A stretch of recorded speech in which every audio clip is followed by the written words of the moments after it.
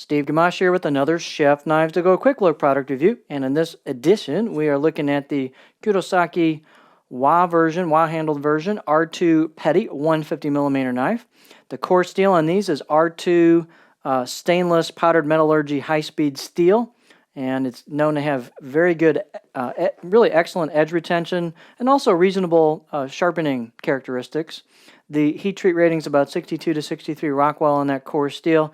The construction is a 3-layer sandwich with softer stainless cladding over either side of that R2 harder core steel.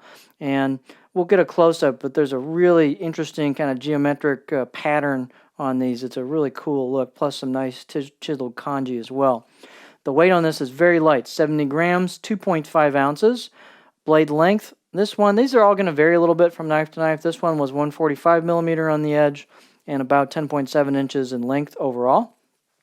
Spine thickness on this one, coming out of the handle above the back of the blade. The heel there was about 2.6mm. And then these have this particular one has a nice taper to it that thins out. We'll get a close-up of this, but it just keeps thinning out, holds a little bit, and then thins out some more, and then thins out a lot more towards the tip. So this gets very, very thin at the tip. The blade height on this one is about 30.5 millimeters, and the handle type is their standard handle for this series, which I really like these handles. A great classic look. Fit and finish is excellent. It's octagonal ambidextrous rosewood with the black pack of wood ferrule. And the handle circumference on this one is about 66 millimeters or 2.6 inches.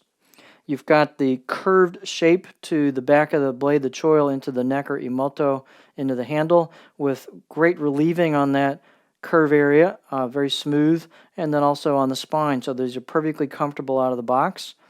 The edge I thought was quite good, about a 6 out of 10 is what I'll give. It's a solid edge on these. And let's take a close-up look. These have a super interesting finish on them. Really dig the finish on these. So it's got enough texture to help food release. It's interesting. It's not so deep that food's going to get caught in there or anything like that.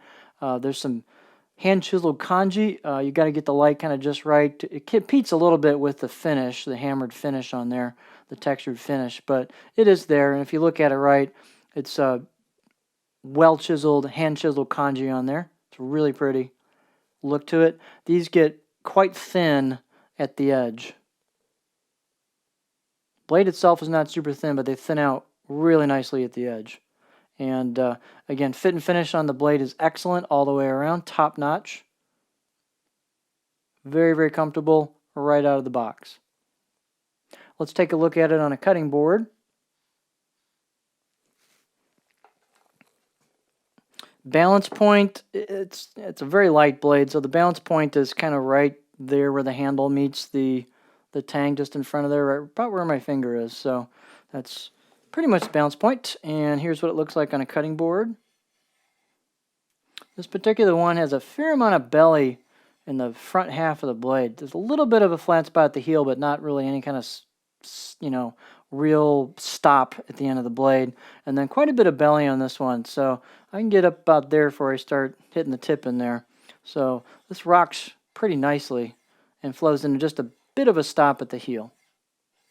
So this one is definitely a rocking push, pull, cut, glide cut type of style. So great grind on these, thin at the tip, thin at the edge. These should be a high performance knife.